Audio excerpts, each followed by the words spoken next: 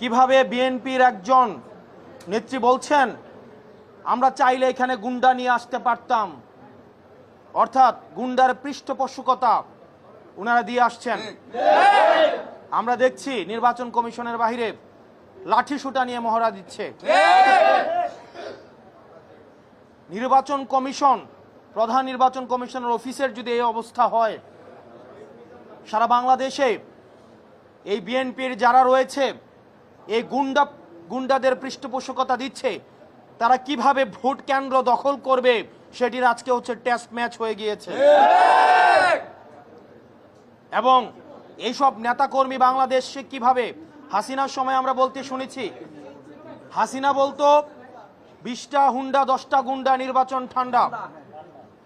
আর আজকে রুমিন ফারহানা, যিনি হাসিনার কাছে ফ্ল্যাটের জন্য আবেদন করেছেন, যিনি হাসিনার পতনে সবচেয়ে বেশি আমার মনে হয় কষ্ট পেয়েছেন, সবচেয়ে বেশি কষ্ট পেয়েছেন, তিনি হচ্ছেন রুমিন ফারহানা। আমরা 15 আগস্টে আওয়ামী লীগ থেকেও বেশি আওয়ামী লীগ পণ্য যাদেরকে মনে হয় তাদের মধ্যে রুমিন ফারহানা অন্যতম। উনি সব সময় বলে থাকেন বিগত 15 বছর নাকি উনি অনেক ভালো ছিলেন। উনি অবশ্যই ভালো থাকবেন, কারণ উনি যত ধরনের আওয়ামী সুবিধা রয়েছে সব ধরনের সুবিধা উনি নিয়েছেন। নির্বাচন কমিশনের যারা কমিশনার রয়েছে, আপনারা যদি মনে করেন আপনারা নিজেরা আপনাদের এই নির্বাচন কমিশন পরিচালনা করতে পারবেন না, আপনারা অন্যরা কেউ পরিচালিত করে আপনাদেরকে, আপনারা মানুষের সামনে সেটি প্রকাশ করুন। না হয় নিকট অতীতে আমরা নুরুল হুদা কমিশনকে আমরা দেখেছি, তার পরিণতি আমরা দেখেছি। বাংলাদেশের মানুষ আবার কোনো মঞ্চস্থ নির্বাচনের দিকে যেতে চায় না। এবং বিএনপির আওয়ামী বিষয়ক সম্পাদক রয়েছেন অনেকেই, যারা আওয়ামী লীগ থেকে বেশি আওয়ামী লীগ।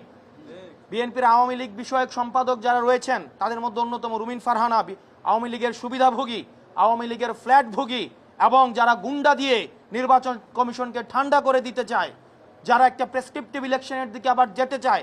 আমরা এই বিএনপির আওয়ামী বিষয়ক সম্পাদকদেরকে বলবো, আপনারা জনগণের পালসকে বুঝুন, 24 পরবর্তী জনগণের পালসকে বুঝুন, নতুবা আবার বাংলাদেশের সংকটের দিকে যাবে।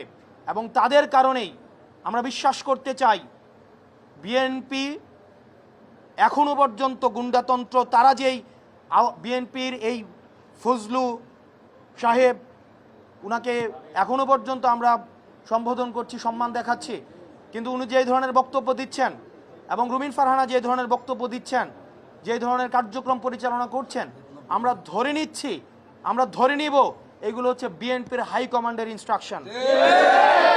এবং আজকের নির্বাচন কমিশনে যেই ঘটনাটি ঘটেছে সেই বিষয়ে বিএনপি কি অবস্থান নেয় সেটির প্রতি আমরা নজর রাখব। এবং পুলিশ ভাইরা যারা রয়েছেন, আমরা আপনাদের প্রতি আবেদন জানাবো, আপনারা দয়া করে ক্ষমতামুখী হওয়ার কোনো প্রয়োজন নাই। আপনারা দেখেছেন নির্বাচনের আগের রাতে যে ওসিরা, যে এসপিরা, যে পুলিশরা টাকা খেয়ে নির্বাচন করে দিয়েছে, আমির নির্বাচন করে দিয়েছে, তাদের আজকে পরিণতি কি হয়েছে। আপনারা জনগণের পক্ষে থাকেন, জনগণ আপনাদেরকে বাঁচাবে, কোন রাজনৈতিক দল আপনাদেরকে শেল্টার দিতে পারবে না। যদি জনগণ আপনাদের পাশে থাকে তাহলে এই হুন্ডা গুন্ডার রাজনীতি বাংলাদেশে আর পুনর্স্থাপিত হবে না। আমরা এই গুন্ডার রাজনীতি আমরা ভারতে পাঠিয়ে দিয়েছি। এখন এই রুমিন ফারহানারা যদি সেটি আবার বাংলাদেশে রিহ্যাবিলিটেট করতে চায়, তাহলে হাসিনার প্রতি তাদের যে আন্তরিকতা, তাহলে হাসিনা যেখানে আছে তাদেরকেও সেখানে চলে যেতে হবে।